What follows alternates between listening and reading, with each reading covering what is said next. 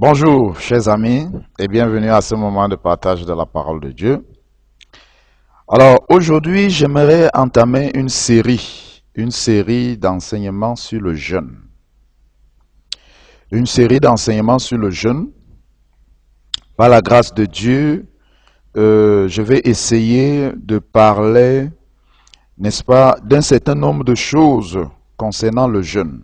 Qu'est-ce qu'un chrétien doit savoir pour bien jeûner? Quelle différence, n'est-ce pas, y a-t-il parmi les sortes de jeûnes qui existent?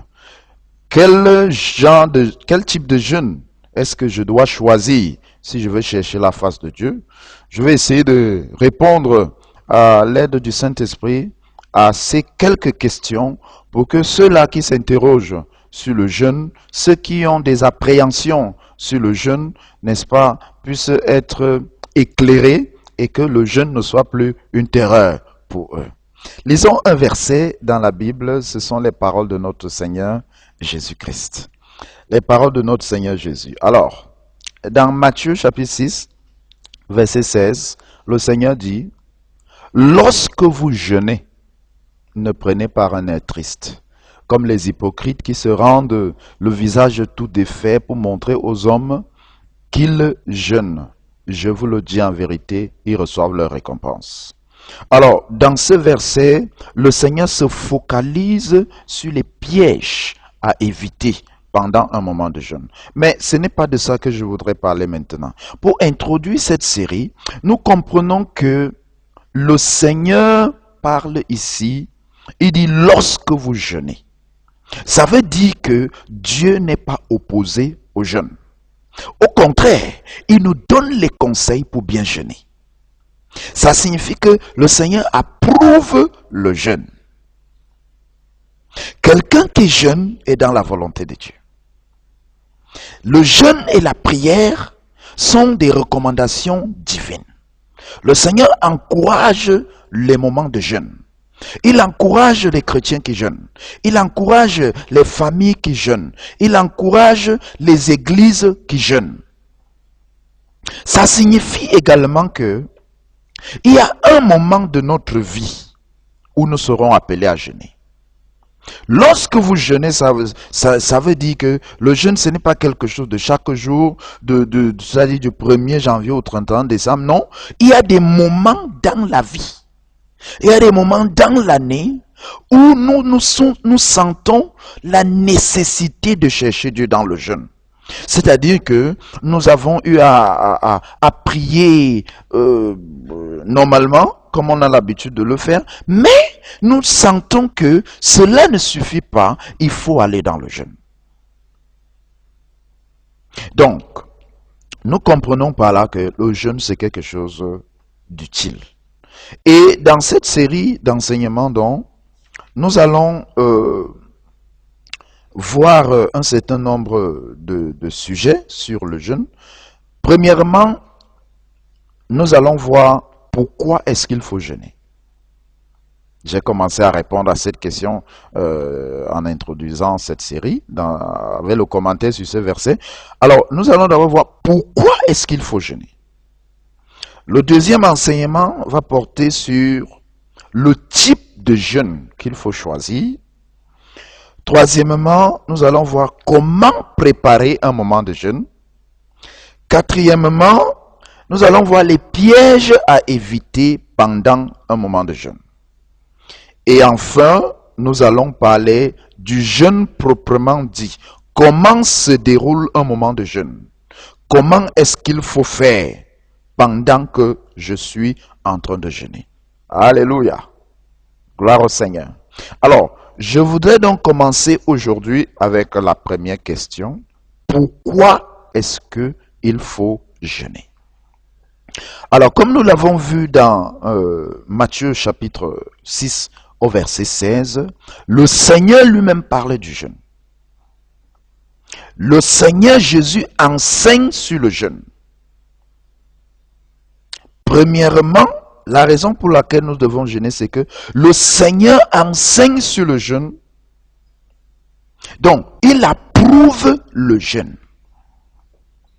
Ça veut donc dire que le jeûne, ce n'est pas seulement une affaire de l'Ancien Testament. Le jeûne, ce n'est pas une affaire des apôtres. Le jeûne, c'est pour tous ceux-là qui cherchent Dieu. Donc, le Seigneur Jésus lui-même enseigne sur le jeûne. Les apôtres même aussi ont parlé du jeûne. Deuxième raison pour laquelle il faut jeûner, il est important de jeûner, c'est que le jeûne existe depuis l'Ancien Testament. Le jeûne a existé dans le Nouveau Testament. Le Moïse a jeûné. Élie a jeûné. Josué a jeûné. L'apôtre Paul a jeûné. Barnabas a jeûné. Beaucoup de personnes, que ce soit dans l'Ancien Testament comme dans le Nouveau Testament, ont jeûné. Et on a vu comment le Seigneur a agi à travers le jeûne. Donc,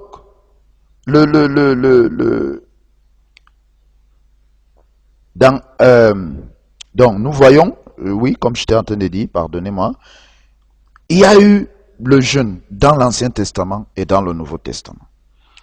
Troisième raison pour laquelle nous devons jeûner, c'est que le jeûne est un moment de révélation de la volonté de Dieu. Pendant que je jeûne, le Seigneur va me révéler sa volonté par rapport à ma vie, par rapport à mon avenir, par rapport à mon église, par rapport à ma famille. Nous lisons dans Actes chapitre 13, verset 2. La Bible dit que, Acte 13, verset 2, il est écrit, pendant que, excusez-moi, Acte 13, verset 2, pendant qu'ils servaient le Seigneur dans leur ministère et qu'ils jeûnaient, le Saint-Esprit dit, mettez-moi à part Paul et Barnabas pour l'œuvre à laquelle je les ai appelés. Alors nous voyons dans ce verset que c'est pendant un moment de jeûne que la volonté de Dieu s'est révélée, que le Saint-Esprit a parlé. Cela voudrait donc dire que si je veux connaître la volonté de Dieu, je peux aussi prendre un moment de jeûne. Si je veux connaître la volonté de Dieu par rapport à ma famille, par rapport, n'est-ce pas, à mon emploi, par rapport à mon mariage, par rapport, n'est-ce pas, à mes enfants, si je peux connaître ce que Dieu dit par rapport à l'avenir de mes enfants, ce que je dois faire, la décision que je dois prendre, n'est-ce pas, quelle direction est-ce que je dois choisir, je peux prendre un moment de jeûne pour chercher la face de Dieu. Alors l'autre raison pour laquelle, n'est-ce pas, le jeûne est important, c'est que il y a certains démons qui ne partent qu'avec le jeûne et la prière. Selon ce que le Seigneur nous enseigne dans Matthieu 17, verset 21. La Bible dit que ce genre d'esprit-là ne part que par le jeûne et par la prière. Cela voudrait donc dire que le jeûne nous élève à un autre niveau spirituel. Le jeûne nous accorde une autre dimension de l'autorité spirituelle. Certains démons n'obéiront que lorsque nous aurons inclus dans la prière un moment de jeûne. Alléluia. Gloire au Seigneur. Donc, il y a des esprits qui ne partent que à travers le jeûne et la prière. Le jeûne est également important lorsque nous voulons que les âmes soient sauvées. Lorsque nous cherchons, n'est-ce pas, nous voulons que l'évangélisation soit plus perspicace, que le Saint-Esprit puisse convaincre facilement les cœurs, nous pouvons et nous devons également prendre un moment de jeûne et de prière. Et l'autre raison pour laquelle il est important de jeûner, c'est que depuis l'Ancien Testament jusqu'au Nouveau Testament, chaque fois que les gens ont jeûné, sincèrement de tout leur cœur, chaque fois que les gens, que ce soit des individus, que ce soit des groupes de personnes, chaque fois qu'ils ont imploré Dieu dans le jeûne et dans la prière, nous avons vu Dieu se manifester. Donc, il est important de jeûner parce que Dieu se manifeste pendant le jeûne et la prière. Alléluia. Dieu se manifeste pendant le jeûne et pendant la prière. Cette manifestation pourrait ne pas être visible, pourrait ne pas être comme nous voulons, quand nous voulons, où nous voulons, mais ce qui est sûr et certain, c'est que aucun endroit dans la Bible où les gens ont jeûné d'un cœur authentique et sincère, on n'a jamais vu Dieu ignorer ces moments d'humiliation. Cher ami, quand tu vas prendre ce moment de jeûne, sois convaincu d'une chose, c'est que le Seigneur va se manifester. Alors, le premier enseignement donc, que je donne aujourd'hui, c'est pourquoi est-ce qu'il faut jeûner? Quelle est l'importance du jeûne? Déjà, le jeûne, c'est une manière de s'humilier devant Dieu pour implorer ses faveurs.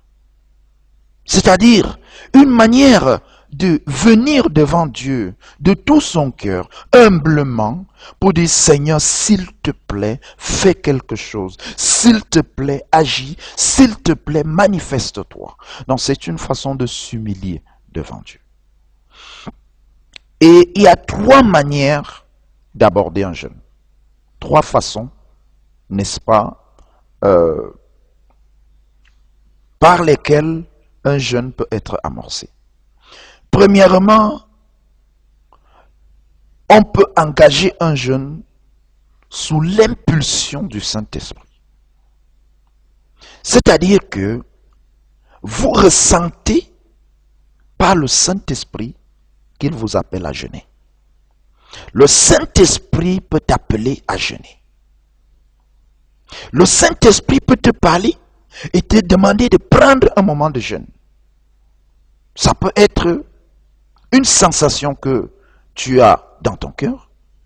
Ça peut être une vision que tu as eue. Ça peut être à partir d'un songe ou une prophétie où le Saint-Esprit dit mon enfant, où le Saint-Esprit demande à ta famille, où le Saint-Esprit demande à l'Église d'engager un moment de jeûne.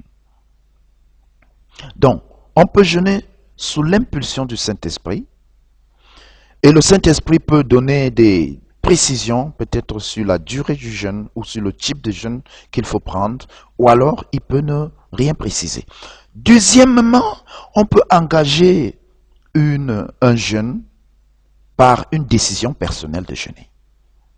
C'est-à-dire que Dieu ne t'a pas parlé, mais tu sens que non, il faut que je cherche Dieu dans la prière et dans le jeûne.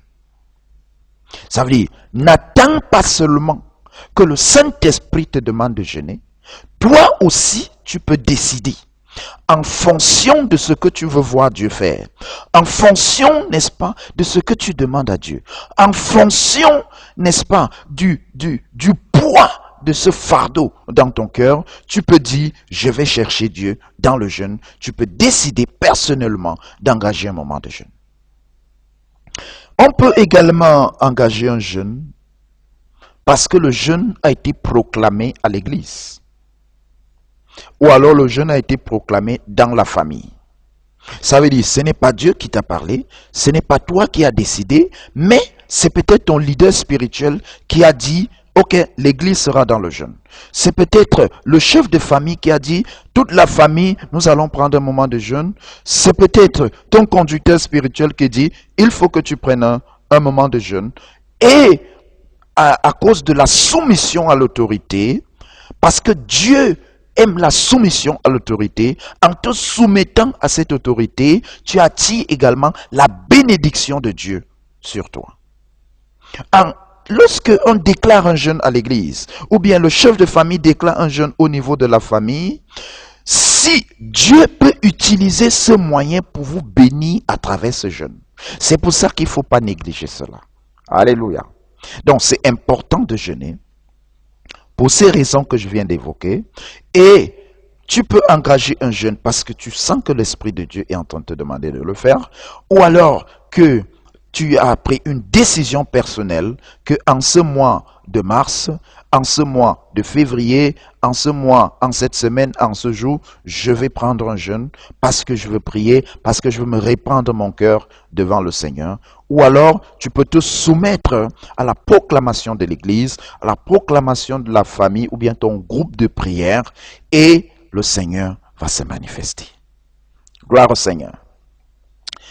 Alors, très bientôt, le second message de cette série va arriver et dans ce deuxième message, nous allons voir les différents types de jeûnes qui existent dans la Bible. En fonction de tes capacités, quel type de jeûne est-ce que tu dois choisir? Pour quelle durée est-ce que tu dois jeûner? Que le Seigneur vous bénisse. Votre serviteur, le pasteur Yves Charlie Godia, depuis Saint-Mélima au Cameroun. À la prochaine. Bye.